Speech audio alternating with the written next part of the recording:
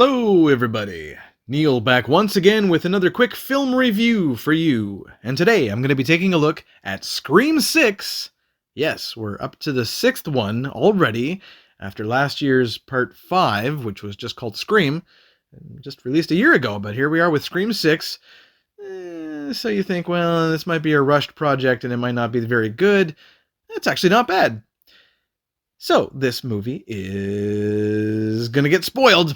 So I'm warning you right now, spoiler alert, you've been warned. Alright, so this is the first Scream movie without Neve Campbell, and it stars Melissa Barrera, Jenna Ortega, Courtney Cox, Hayden Panettiere, and Dermot Mulroney, amongst others.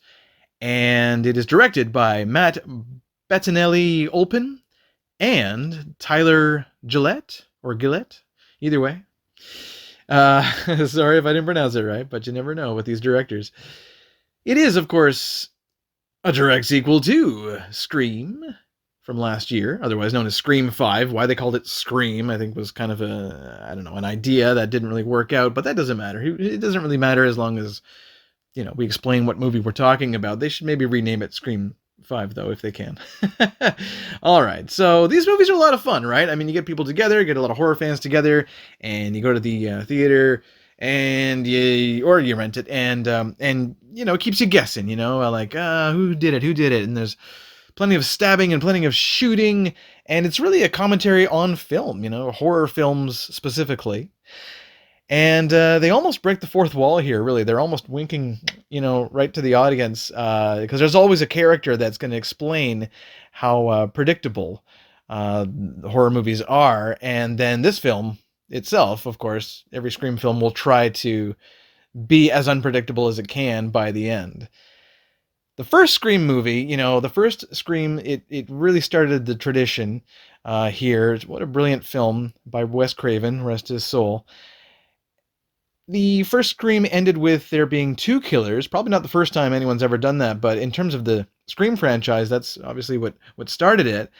Because it's hard to think like, well, how could one killer be in one, how could this killer be in two places at once? How could this guy be guilty if he was in the same room as the killer one time and we saw the killer kill someone, so it made us think that the other killer was innocent, So a lot of really great little, little twists and turns that Scream is known for, in addition to all the pop culture references, all the movie posters on the wall, and this movie's no different. Certainly we get, Psycho, and we get all sorts of references and things that we see in the background of classic horror movies.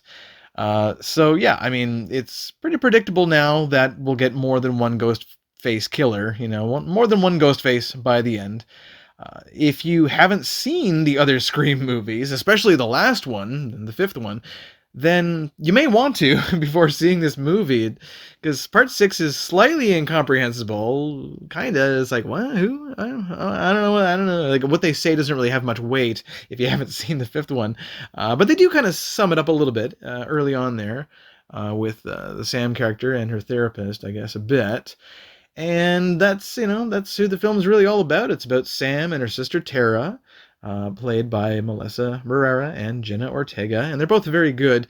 They're basically the leads here. They're both, I guess you could say, they're both the new Sidney Prescott, picking up the torch left behind by Neve Campbell. And one aspect about this iteration of Scream that I really loved is how really relevant and current it is with the social media that's being used to create this conspiracy to try and frame Sam for trying to frame the two killers from the previous movie. So yeah, it's a little complicated without talking about the last movie, but basically she's getting framed for killing them in self-defense is what she did. So she had every right to kill them. She's really innocent in that respect, but she is, along with Tara, they're the daughters of Billy Loomis, who's the killer from the first film, from the first Scream, played by Skeet Ulrich. And we get a little bit of Skeet Ulrich in this movie too, in the mirror, in Sam's mind, and it's a little cheesy, but it's okay. Now, the film opens with this wonderfully clever pair of sequences, one where the Ghostface killer lures this university professor, who's played by Samara Weaving, The killer kills her in the alley and then goes to his apartment, and he is then killed by another Ghostface, who kills not only this killer, Jason is his name, but also his roommate Greg has been chopped up and stuffed in the fridge. And they were two psycho killer film students that were actually out to get Sam and Tara. So we got a new Ghostface taking over the duties. I thought that was a really, really nice way to start. I thought it was really clever. One of the better openings, definitely, for sure. And now the main characters here, along with Chad and Mindy, they both returned for this one, and they've actually all moved to New York City, and they're going to school and all that. Sam is looking out for her sister, Tara, when the phone calls begin again, and the killing begins again. And there's this really cool scene, actually, where Ghostface chases Sam and Tara to this convenience store, and inside this convenience store, many people are killed, innocent bystanders who don't believe that, Ghostface is going to kill them, of course, because let's face it, realistically, if you were in like a corner store, bodega or something, and some dude walks in wearing the Ghostface costume, especially if it's near Halloween or something, you're going to be like, yeah, come on, buddy, nice outfit, yeah, cool, Ghostface, you're not going to think he's really a threat at all, and they don't at first, and then they quickly realize he is a threat. And that's interesting. I really like that sequence. It's a very, very cool new idea. Hayden Panettiere is back as Kirby, who is now an FBI agent, and she winds up actually being a red herring as well. Dermot Mulrooney plays Detective Wayne Bailey, and there's also this hot guy that Sam is seeing in her apartment, who turns out to be another red herring. Courtney Cox is back, as well as Gale Weathers, and she's almost killed by Ghostface. He actually gets her boyfriend, but she somehow manages to survive somehow. And now by the end of this film, there's this whole shrine of really all the events that happened in the Scream movies, and it's revealed that Detective Bailey was behind it all.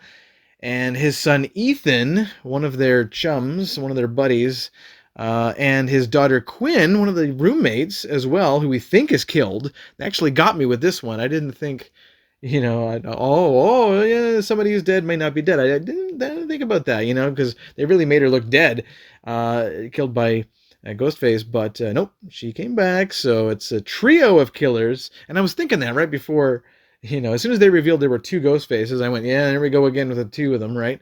But, oh, wait a minute. Oh, no, there's three. What if there were three? And then, yes, there were three.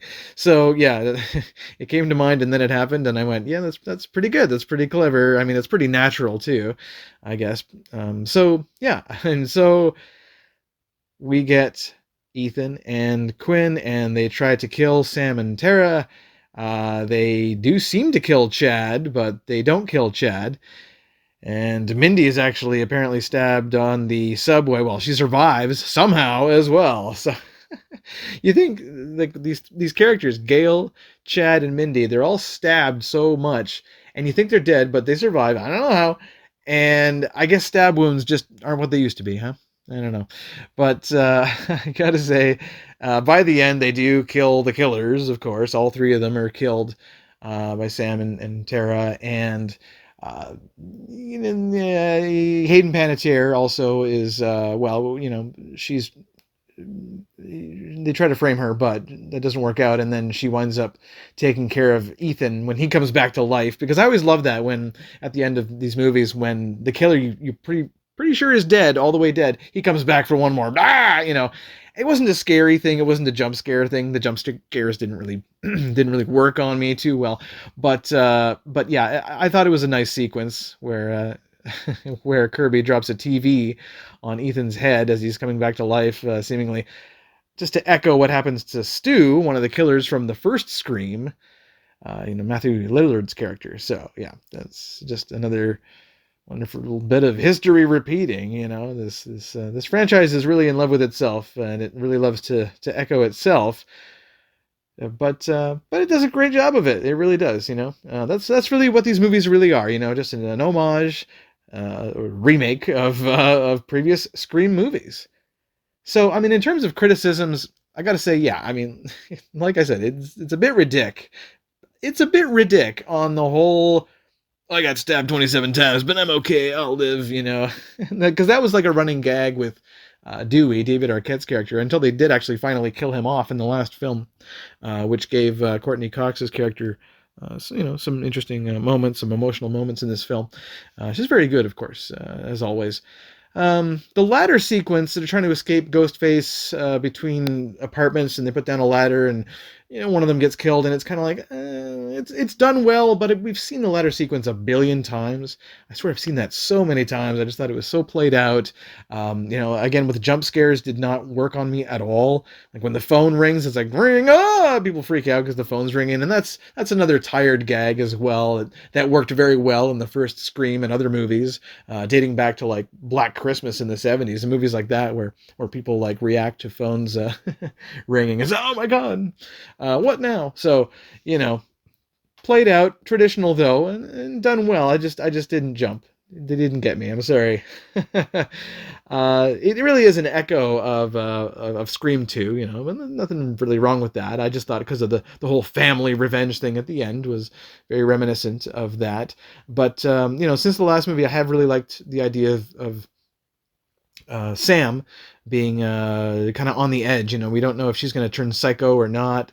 But she keeps it together and stays the protagonist here. Being the daughter of Billy Loomis, her and Tara being the daughters of him, sure has an effect on her. I thought the stuff in the mirror with Skeet Ulrich was kind of silly, but that's just me.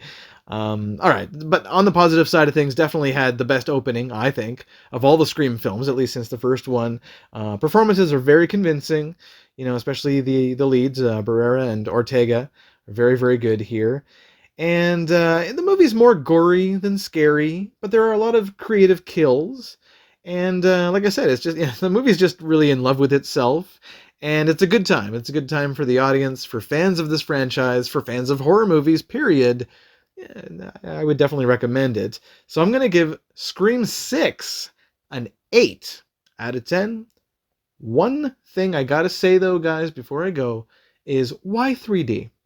I went to this movie, and because of the timing, I had to see it in 3D. There were no other standard showings at the same time at this theater, so I went, oh, okay, well, I guess I'm putting on the glasses. There was zero 3D action in this movie. There was nothing. Like no knives coming at my face or nothing. So, like I was disappointed. I really was. I was like, well, what is this? Am I paying extra or not? I hope not, because maybe not tonight. Tonight was a cheaper night, but still, it's not worth it. Don't do the 3D. Save your money. All right? Zero benefit to the 3D whatsoever. But otherwise, a pretty darn good horror movie. All right, guys, that's all for me. This is Neil signing off. And thank you so much for tuning into this quick film review. And until next time, peace.